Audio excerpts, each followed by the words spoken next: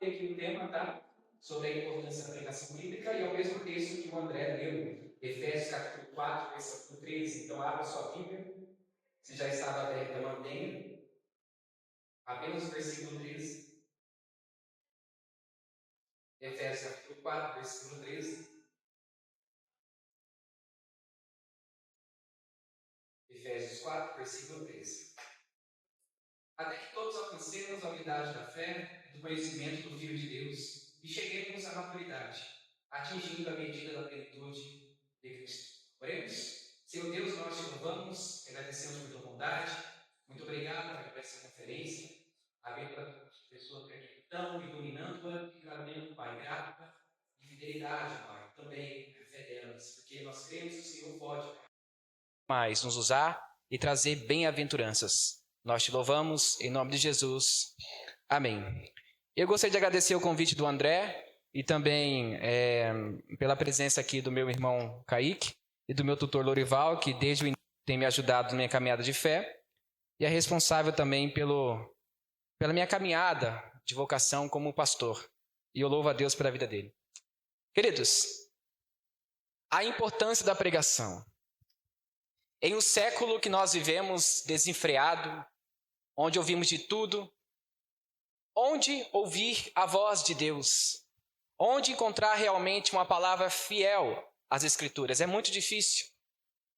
Quantas vezes você assistiu uma pregação que o pregador leu o texto e nunca mais voltou a falar sobre o tema central? Ele leu, não explicou, fugiu e nunca mais voltou para o texto. Quantas vezes? Eu creio que várias vezes. Quantas vezes você viu uma igreja lotada com a Bíblia fechada? Aqui todos estão com a Bíblia aberta, graças a Deus. Quantas vezes você percebeu que o louvor não transmitia a fidelidade das Escrituras? Isso é muito comum acontecer em igrejas onde não há um compromisso com a Bíblia. Nós somos zelosos em nosso trabalho e no ambiente familiar, mas com as tarefas das igrejas ou da igreja somos preguiçosos e não glorificamos a Deus através do estudo da palavra. Nós somos fiéis aos nossos horários, à nossa família, entretanto desprezamos o estudo da palavra de Deus. E a própria palavra nos diz que o meu povo padece por falta de conhecimento da palavra.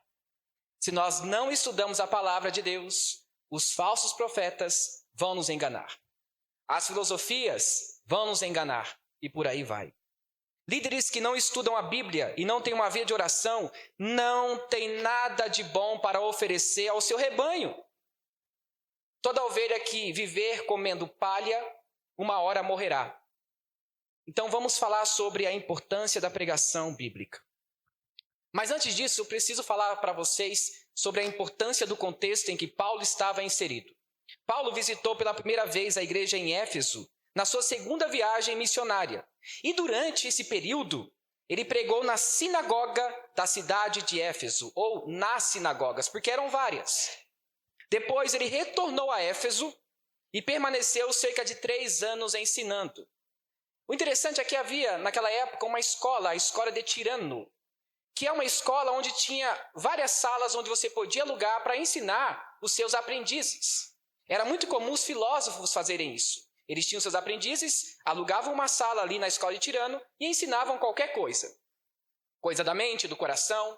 E Paulo, ele usou também a escola de Tirano para ensinar as pessoas sobre o Evangelho. Ele ficou aproximadamente 3 anos em Éfeso.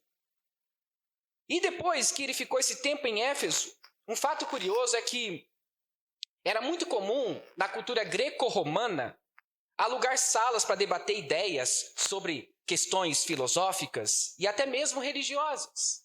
Um fato interessante é que naquela época o diálogo entre religião e filosofia era muito aberto. Ele vai pregar, por exemplo, no Areópago, que era um lugar, na verdade, onde tinha discussões filosóficas, e ele começa a elogiar todo mundo que estava ali, depois ele ministra a palavra de Deus. O discurso era muito comum na época de Paulo, principalmente em praças públicas. Então, Paulo está inserido nesse contexto, onde tem aqui várias coisas acontecendo. O estoicismo, filosofia, judaísmo e cristianismo. Ele está inserido em toda essa cultura. Agora a pergunta que fica é, como que esse homem que cresceu, aprendeu sobre a tradição judaica, aprendeu aos pés de Gamaliel, um homem poliglota, conhecia muitas línguas. Como que agora ele iria pregar a palavra de Deus nessa cultura que ele estava inserido? É um desafio. Não é fácil. Agora perceba, provavelmente durante 3 anos que ele passou na cidade de Éfeso, ele pregou o evangelho e tentou convencer as pessoas de que Jesus era o Filho de Deus.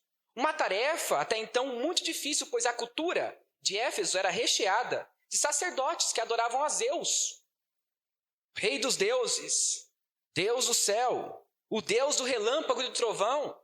Como competir com esses deuses, com esses panteões? Era muito difícil, mas Paulo não podia negociar aquilo que ele viu, aquilo que ele presenciou, que é o testemunho de Cristo Jesus. Eis aqui a importância da pregação do evangelho, mesmo em uma cultura completamente hedonista e deturpada.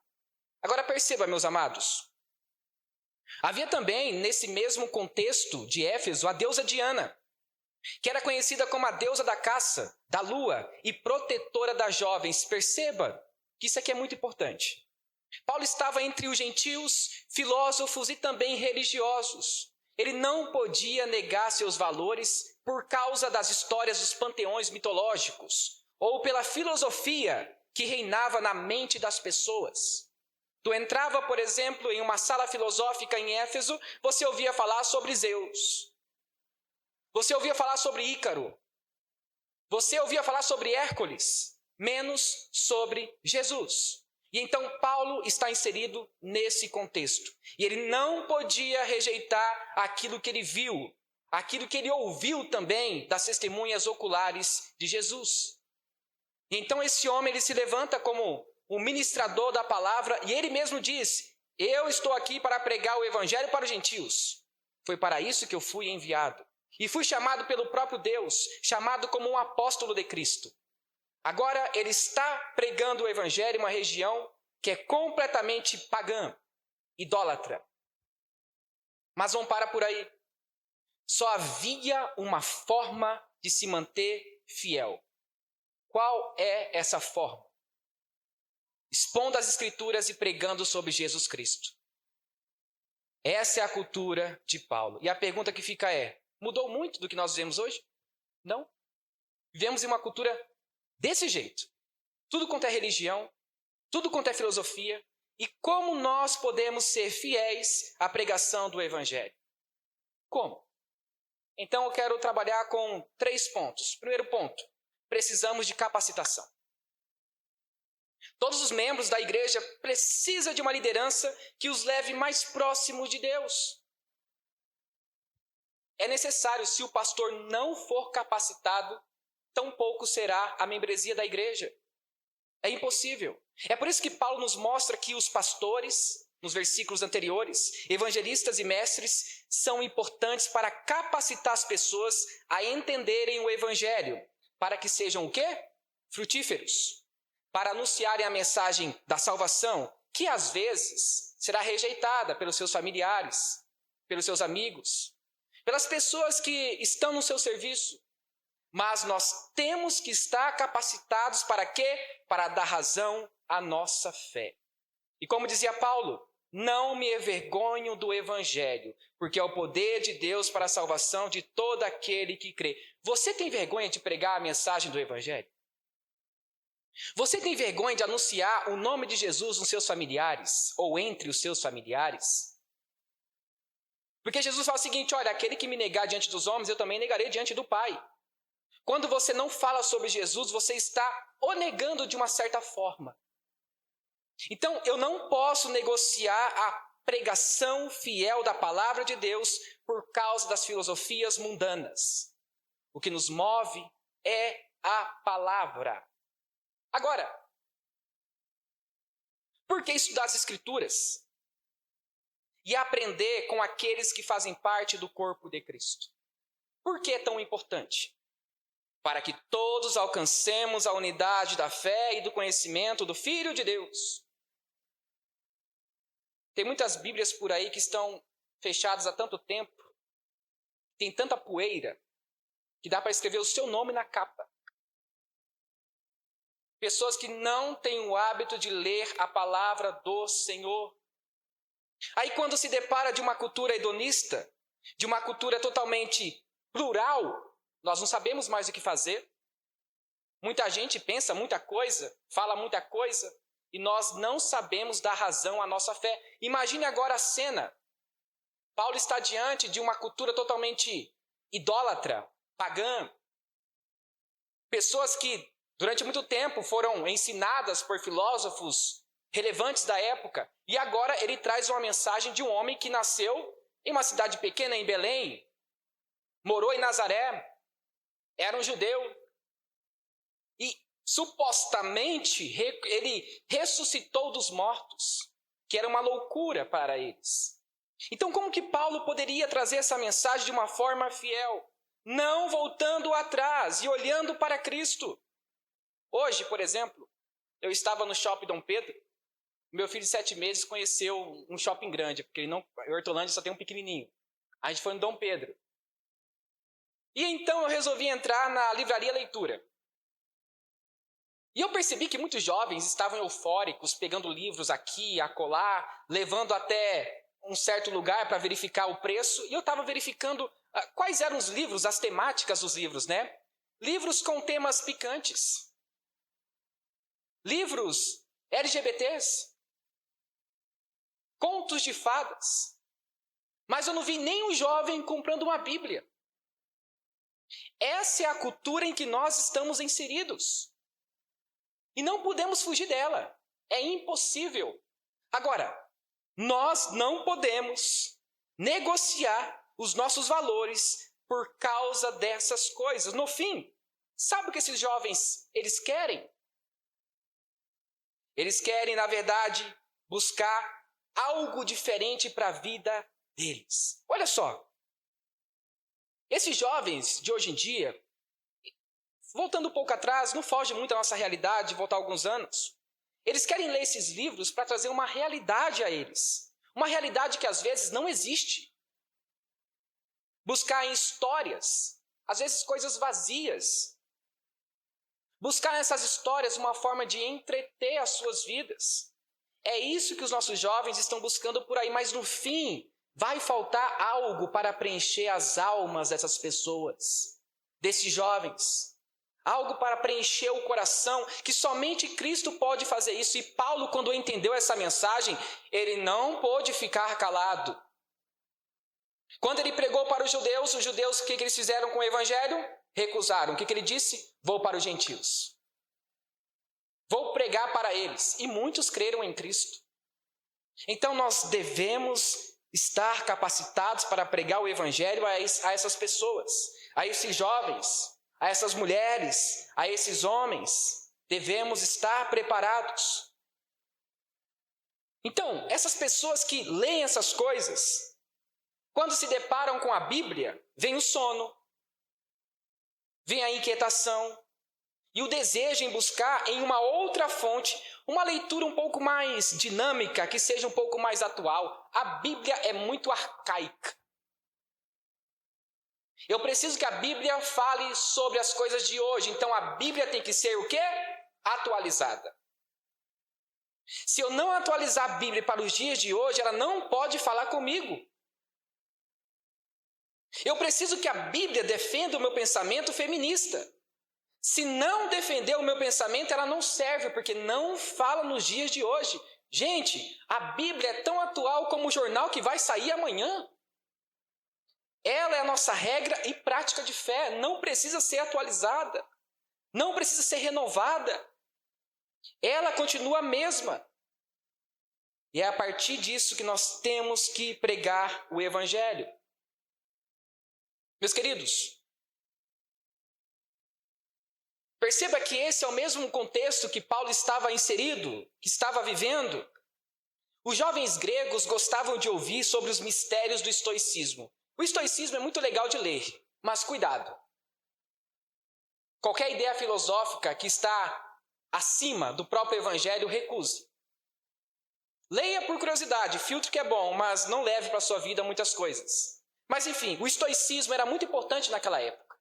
Os estoicos, né, que seguiam esse tipo de filosofia, acreditavam em várias coisas, como ser sábio, como ser mais atraente, como ter um corpo bem definido, como pensar sobre a vida, sobre a criação. Tudo isso envolvia o estoicismo. E nessa cultura de Éfeso, acontecia todas essas coisas ao mesmo tempo: idolatria, filosofia, deuses pagãos, tudo misturado.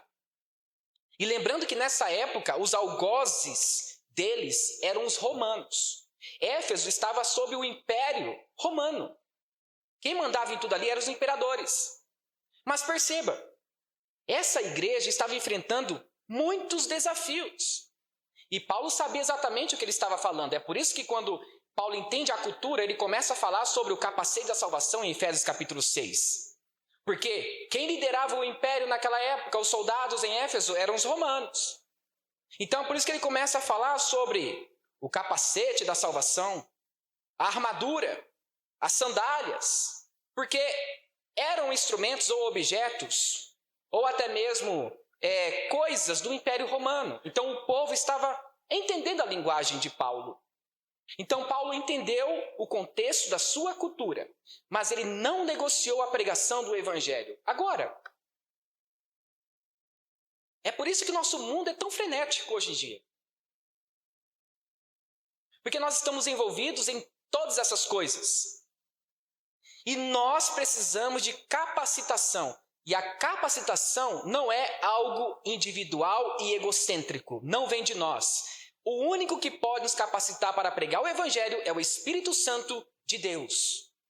Não adianta estudar filosofia, não adianta passar 4 anos fazendo teologia, como Dorival passou, como eu estou passando, se nós não somos rendidos ao Espírito Santo. Se nós não ouvimos a voz do Espírito Santo. Se a gente não entende o plano de salvação de Cristo, não adianta, é apenas uma ilusão, é apenas um papel. Então nós temos que ser revestidos pelo Espírito Santo de Deus. Sem isso é impossível de pregar a mensagem do Evangelho. Porque quando eu prego a mensagem do Evangelho, a palavra é ecoada, a mensagem da cruz. E o Espírito Santo vai convencer as pessoas do pecado, da justiça e do juízo de Deus. É Ele que faz, não é nós. Interessante que quando Paulo está pregando em alguns lugares, ele quer passar para a Macedônia. O que o texto diz? Que o Espírito de Jesus o impediu. A todo momento, quem é que estava guiando as viagens missionárias de Paulo? O Espírito Santo. Ou seja, a vida de Paulo estava sendo completamente guiada pelo Espírito Santo de Deus. E não deve ser diferente com as nossas vidas. Não é os nossos corações que nos movem. Não é a nossa mente, mas é o Espírito Santo do Senhor. A nossa capacitação não deve estar em frases com efeitos mirabolantes ou em livros que são best-sellers, mas na palavra de Deus, pois ela é viva e eficaz e mais cortante do que qualquer espada de 2 gumes. Ela penetra até o ponto de dividir a alma e o espírito, juntas e medulas, e é apta para discernir os pensamentos e intenções do coração. Você não vai crescer espiritualmente lendo Café com Deus. Você não vai crescer espiritualmente somente lendo um livro A ou B. Tem que ter a capacitação do Espírito Santo de Deus. Sabe qual é o problema? Nós não entendemos a função do Espírito Santo. Hoje em dia, o Espírito Santo em muitas igrejas é negligenciado completamente. Nós estamos como um eunuco rumo à sua cidade. Peraí, esse texto aqui, está falando de quem? Aí tem que vir alguém para nos explicar. Nós precisamos do Espírito Santo para que possamos ser capazes de interpretar o texto bíblico e aplicar para outras pessoas. Isso é revestimento espiritual. Mas, meus amados, se estamos tentando capacitar nossa igreja usando meios mundanos, certamente ela também se tornará mundana. Paulo não fez isso com Éfeso. Paulo falou assim, o pessoal de Éfeso, faz o seguinte, vai lá na deusa Diana, no templo, vocês podem adorar lá também, e à noite vocês voltam no culto e vocês adoram a Deus. Paulo não fez isso. Paulo rejeitou as obras do mal. Ele rejeitou tudo aquilo que era contra a própria palavra de Deus, contra o Evangelho de Jesus Cristo. Jogando no chão como um vaso que se despedaça completamente, as mitologias. Foi isso que ele fez. Agora, Paulo viveu em Roma. Inclusive, os seus últimos dias foram em Roma, perdão. Ele viveu por muitos anos ali, mas não temos nenhuma passagem que indique que ele estava, por exemplo, participando do teatro dos romanos. Ou curtindo uma festa na noitada em favor do deus Baco, o deus do vinho. A gente não vê isso. A gente vê Paulo preso em Roma, escrevendo o quê? As suas cartas. Anunciando a mensagem do Evangelho. Sem precisar se contaminar com a cultura em que estava vivendo. O que eu vejo em Paulo e o que eu vejo na pregação dele é o seguinte. Ele afirma isso. Nós o proclamamos. Proclamamos a quem? A Jesus. Aconselhando e ensinando a cada um com toda a sabedoria, para que apresentemos todo homem perfeito em Cristo. Olha só que ele continua dizendo, que ele finaliza. Para isso eu me esforço, lutando conforme a sua força, que atua poderosamente em mim. Todo o esforço de Paulo, do seu chamado até a sua morte, era em favor de Cristo. Era isso que o movia. Era a sua, como dizemos hoje em dia, a sua gasosa, a sua gasolina, o seu combustível. E ele não parou até morrer. Será que nós estamos dispostos a fazer exatamente o mesmo que Paulo fez? Pregar a palavra de Deus sem medir as consequências daquilo que o mundo pode nos entregar? Será que nós estamos dispostos a entregar a nossa cabeça em uma bandeja? Nem todos, nem todos. Agora, conhecer as Escrituras é algo primordial em nossas vidas. Precisamos conhecê-las. As Escrituras são essenciais. E o texto continua. Precisamos compreender sobre o Filho de Deus, sobre toda a sua plenitude. E quando a gente olha para toda a Bíblia, nós podemos ver várias nuances. Toda a história bíblica aponta para a pessoa de Jesus, desde Gênesis até Apocalipse. Há uma história de redenção, se vocês perceberem, em cada página da sua Bíblia. Jesus está na Bíblia. A gente fala o seguinte, não, eu não vou ler Gênesis porque Gênesis não fala sobre Jesus. Meu amigo, minha amiga,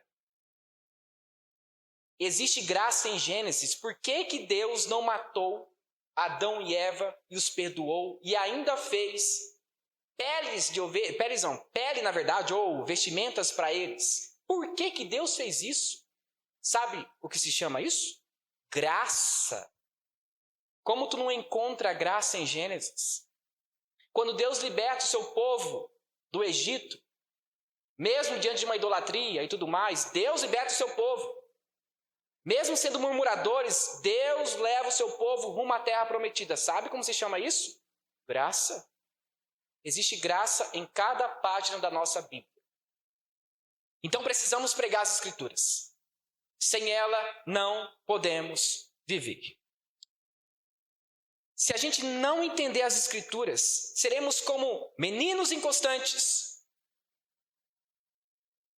sendo levados por todo tipo de vento de doutrina, acreditando em tudo, menos em Cristo e em sua palavra. Hoje em dia, a gente tem uma ideia muito estranha sobre religião ou sobre fé.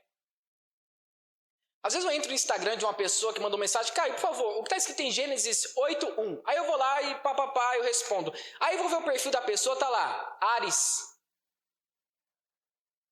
Aí eu falo, a tia é cristã e acredita em signos? Aí você entra no perfil de um rapaz que manda mensagem para você, Caio, eu não entendo sobre masculinidade, explica para mim o texto. Beleza, vou explicar. Aí você entra lá, pai de pet. O nosso mundo está do avesso, a gente perdeu os valores. E devemos ser fiéis à palavra do Senhor pregando-a. Essas pessoas realmente conhecem a palavra de Deus de uma forma muito superficial. Estão sendo contaminadas pelo misticismo mundano. Mas não para por aí.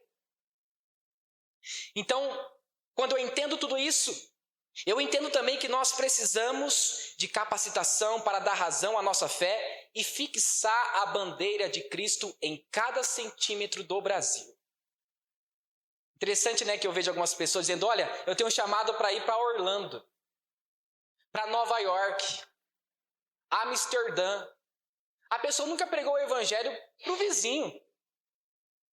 Dallas Moody disse o seguinte, olha, se Cristo estiver na sua casa, logo os vizinhos saberão.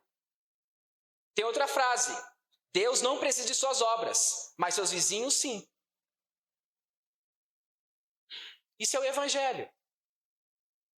Você acha que as localidades, as igrejas que Paulo fundou, eram muito longe as igrejas? Não, gente, eram igrejas próximas. É claro, tinha que pegar um barquinho, mas não era uma coisa do outro lado do mundo. A igreja primitiva começou aonde? Jerusalém. Atos capítulo 2, você vê o Espírito Santo descendo sobre eles. Então não precisa ir muito longe não.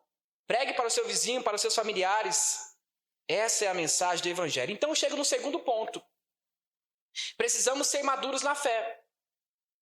Precisamos ser maduros na fé. Estima-se que cerca de 17 igrejas abrem todos os dias. 17 igrejas. Nós temos vários templos. E os motivos são diversos. Desavenças. Opa, não gostei daquele pastor, o que eu faço? Vou abrir a minha própria igreja.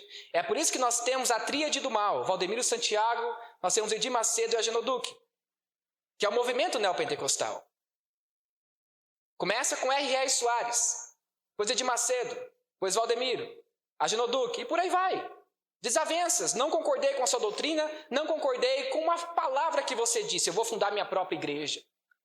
É assim que acontece.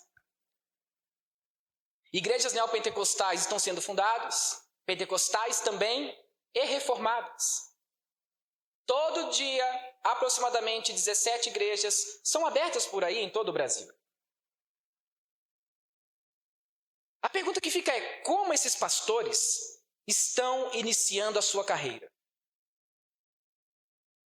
Assistindo vídeos no YouTube e apenas replicando o que ouviu e assistiu? André e Lorival, por incrível que pareça, esses dias eu vi um irmão confessando um pecado para mim.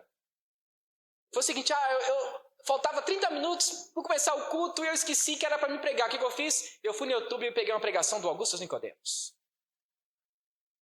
Ctrl+C, Ctrl+V e foi pregar o que o pregador já tinha pregado.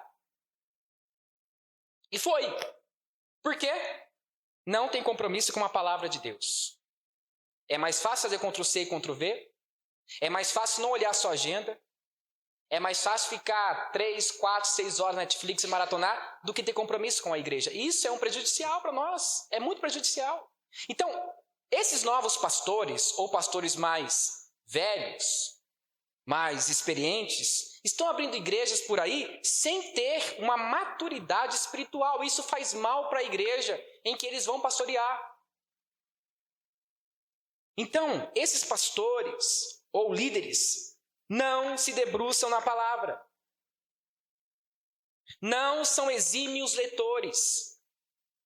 Eles não amam suas ovelhas. E eles levam a sua vocação como um hobby. Tipo, bora brincar ali um pouco de jogar bola. É tipo um hobby.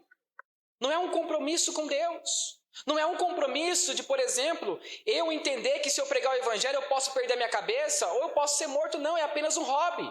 Se alguém vier contra mim, tiver uma perseguição, eu nego Jesus.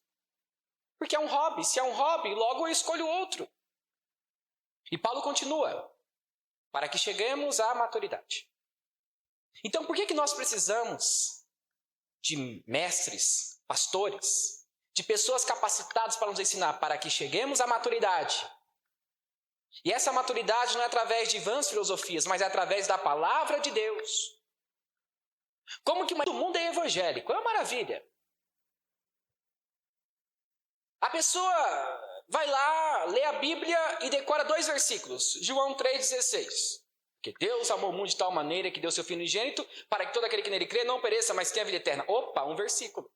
Aí vou para Mateus 7. Não julguem para que vocês não sejam julgados, porque vocês também serão julgados conforme a medida que vocês estão sendo julgados. Então, começa com esses versículos e acha que é simplesmente um belo evangélico, gente.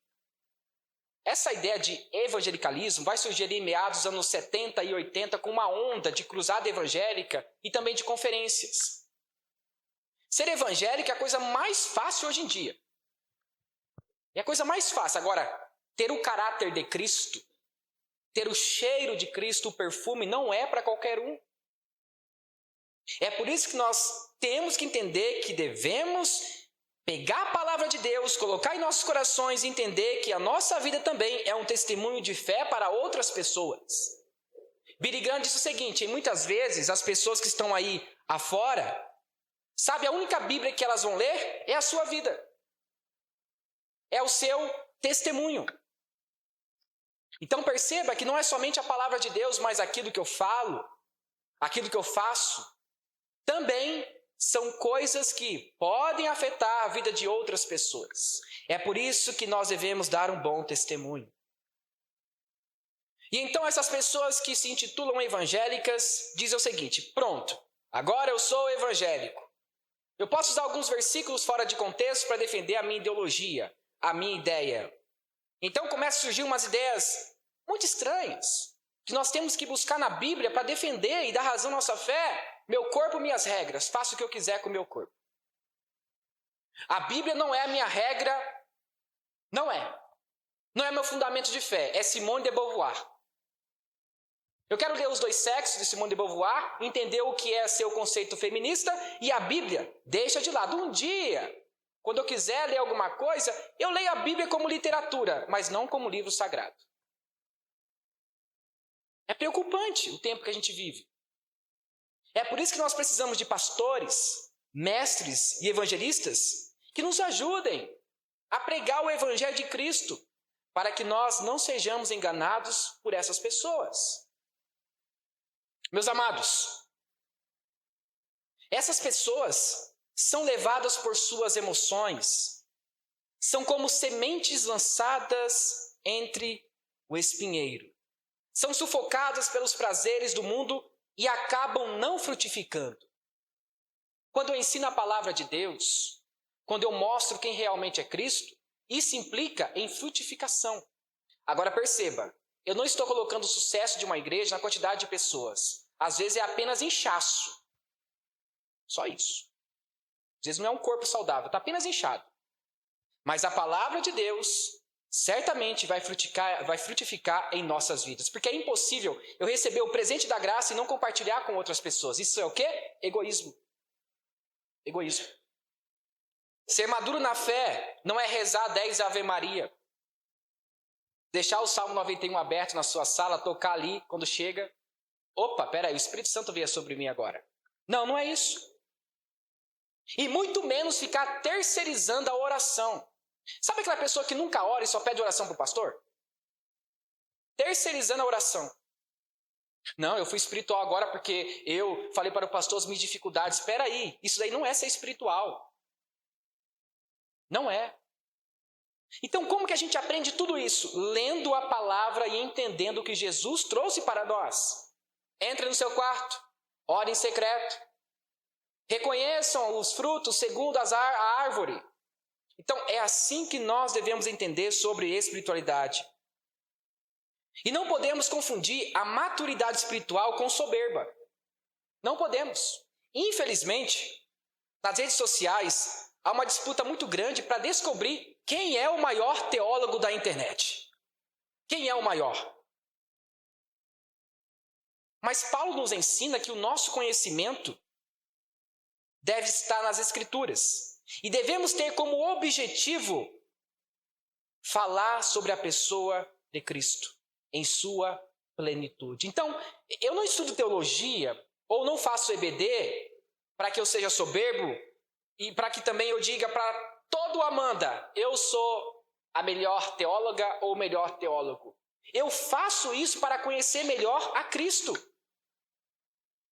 E se os nossos estudos não estão nos guiando rumo à humildade, nós temos que voltar os nossos joelhos no chão novamente. É frustrante. É muito frustrante isso. Um exercício legal seria pegar o nosso diploma de teologia, colocá-lo no chão e ajoelhar e manchar nosso nome escrito nele com o nosso choro. E clamar como John Knox fez: dai-me a Escócia ou morrerei. Ou seja, dai-me o Brasil ou morrerei. Então, estudar sobre a Bíblia, estudar sobre a importância da palavra de Deus, deve nos levar à humildade, ao choro e ao arrependimento, e não à soberba. A maturidade é tão importante que quando nossa igreja chega nesse nível, ela se torna uma bênção para a nossa cidade. Gente, isso aqui é frutificação. Quando tu tem um encontro com Cristo, você é transformado, é impossível de você ficar calado. É impossível. Então é por isso que é importante a pregação das Escrituras. Igrejas sadias produzem pessoas sadias. E sendo assim, elas poderão exercer o papel da missão, ou seja, eu aprendo, eu capacito e eu envio. Essa tríade é maravilhosa. O crescimento da igreja através da palavra de Deus. Muitas igrejas hoje evangelizam achando que vivemos no mundo dos ursinhos carinhosos. Já assistiram os ursinhos carinhosos? Passaram no SBT? Então, tem gente que acha que o evangelho é aquele tipo de mundinho lá. Você chega assim, tem um coração bonito lá, um arco-íris. Que beleza, esse é o mundo que eu vivo. Gente, isso aqui é uma mentira. Tem muita gente que evangeliza dessa maneira. Aí é o seguinte, você ouve frases assim: Jesus te ama, minha irmã, vai com Deus. Ela sabe que Jesus ama ela. E ela também vai com Deus. Mas ela vai continuar fazendo seus pecados continuamente, sem problema nenhum. Porque não houve arrependimento. O arrependimento não é antagônico ao amor. Não é. Aí depois você escuta outras palavras, né, ou jargões. Por exemplo, eu amo você. Aí começa aquele proselitismo, né? Venha para a minha igreja, você será feliz. É uma mentira também. Ache na Bíblia um texto, eu vou ser um pouco mais tranquilo, no Novo Testamento, que fale de alguém prometendo felicidade para os seus. Vamos falar da pessoa de Jesus, o Evangelho. Um texto que ele promete felicidade para os seus.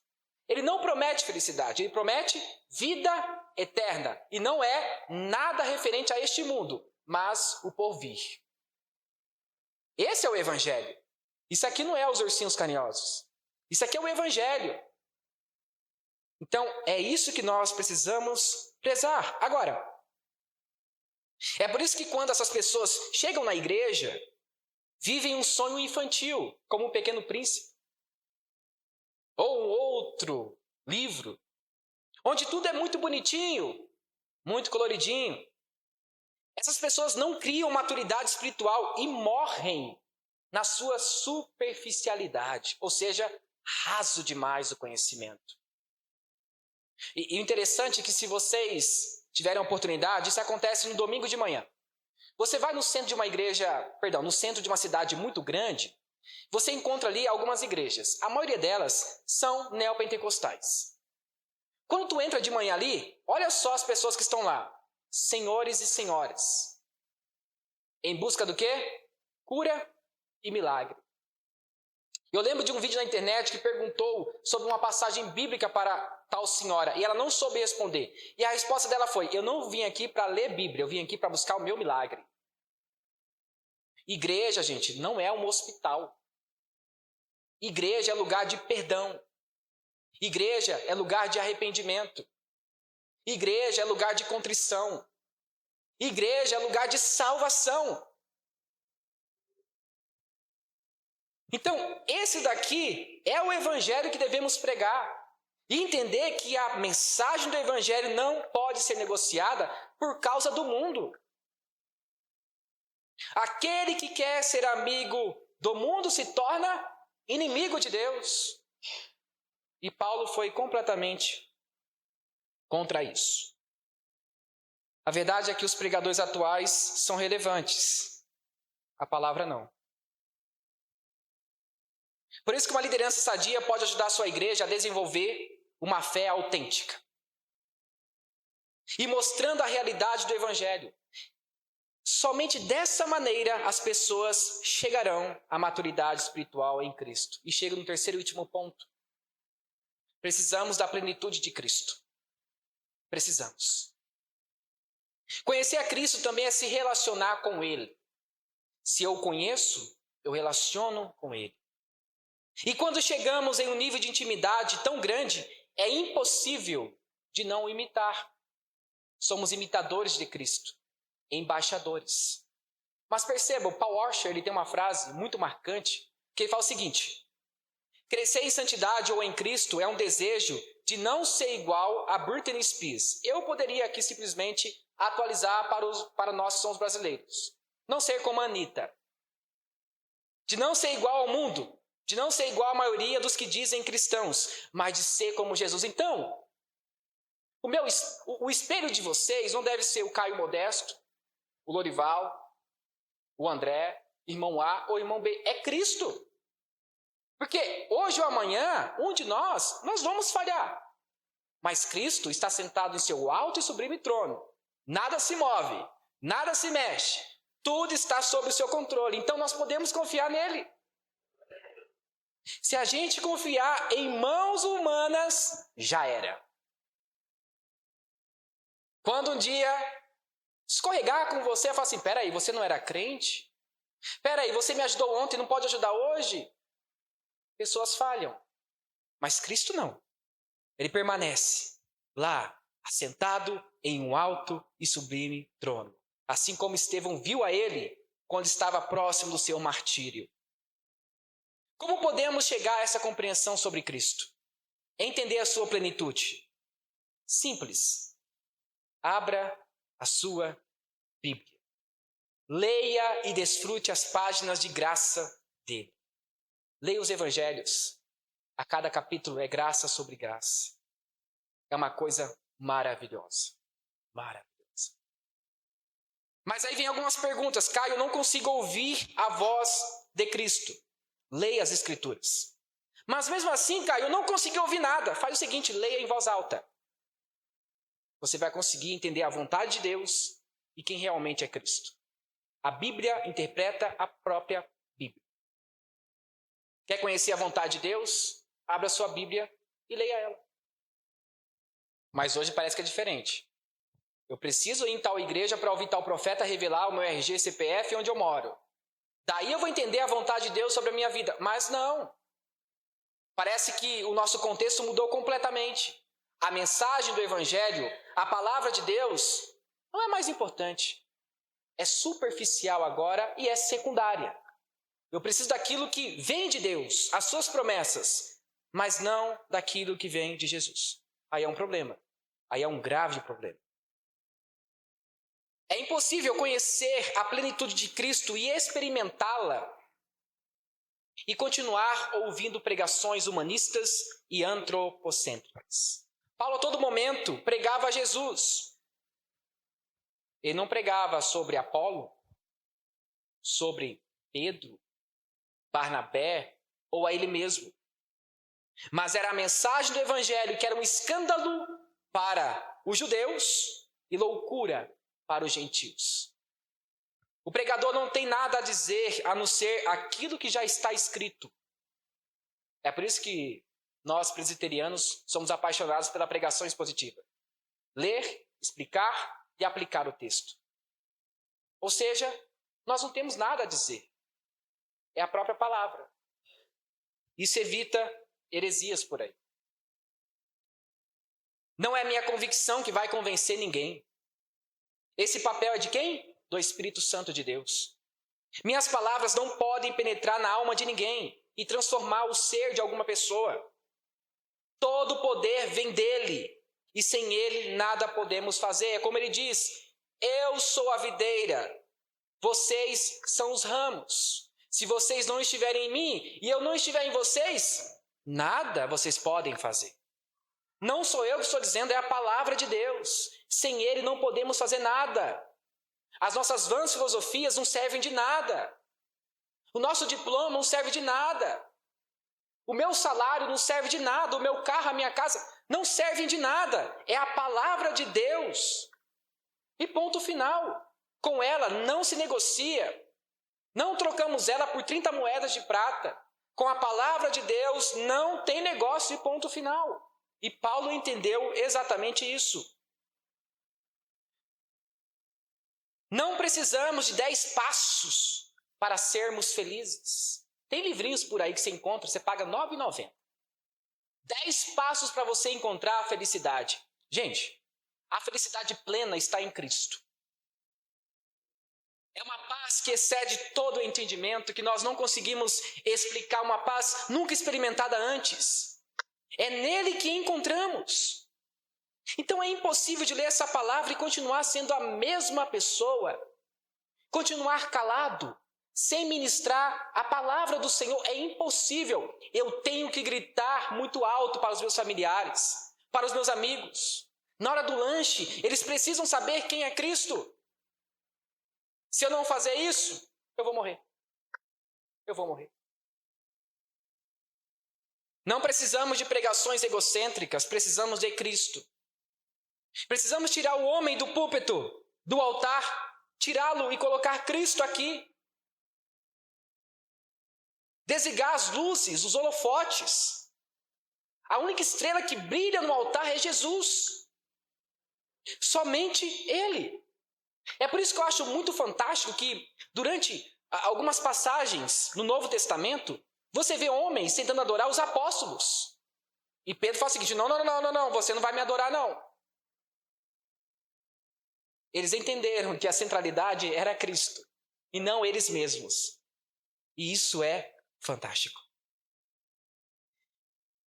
E então, um belo dia, um homem conhecido como Martinho Lutero, um homem fiel às Escrituras, um homem temente a Deus, um homem que conhecia as Escrituras porque ele era um monge. Ele então coloca 95 teses na porta de Wittenberg, contra as indulgências. Ele então é chamado para uma reunião, para excomungá-lo, ou até mesmo tentar ajudá-lo a não ser morto. E então o cardeal fala o seguinte: Martinho Lutero, você apregoou 95 teses contra as indulgências. E eu lhe faço uma pergunta: se a igreja tirar as relíquias, os ícones e as indulgências, o que vai sobrar? E então ele responde em alta voz: Cristo, somente Cristo. Nós precisamos de Cristo, somente Ele, ponto final. E se queremos chegar na plenitude do nosso Salvador, precisamos mudar o nosso conceito de ver o Evangelho. Jesus não é um bad boy ou um integrante de uma banda pop. Ele é o Filho de Deus. Devemos tratá-lo como realmente Ele é: Senhor, poderoso, aquele que guia as nossas vidas. E se não entendermos isso, estaremos fadados à morte espiritual. Será que nós estamos dispostos a viver assim? O interessante é que todos os dias nós estamos dispostos a coroar qualquer coisa, menos quem? Menos Cristo. Idolatramos políticos, pastores, atrizes, tudo, mas não adoramos a Cristo. Existe um livro que eu aconselho vocês a lerem, chamado Deuses Falsos, do Timothy Keller. Ele já faleceu. Ele fala que tudo aquilo que a gente coloca no lugar de Deus pode se tornar, de um certo modo, um tipo de ídolo. O sexo, o poder, o dinheiro, a família. Então, devemos tomar muito cuidado em tirar Cristo do nosso coração e colocar outra coisa além dele mesmo. Não podemos negociar a fidelidade às Escrituras para as pessoas conhecerem um Cristo superficial, que não oferece salvação e muito menos perdão. E para finalizar, diz que até que todos alcancemos a unidade da fé e do conhecimento do Filho de Deus, e chegamos à maturidade espiritual e à medida da plenitude de Cristo, o que devemos fazer? Ser capacitados a entender a sua palavra, ser maduros na fé e não negociar a fidelidade às Escrituras. Somente assim chegaremos na medida da plenitude de Cristo. E por fim, uma última frase para os pastores, evangelistas e mestres. Eu deixo aqui uma frase do Charles Spurgeon, o príncipe dos pregadores. Meu filho, se Deus o chamou para o ministério, não se rebaixe ao ponto de ser rei em qualquer país, porque somos embaixadores de Cristo. Louvado seja o nome do Senhor. Amém?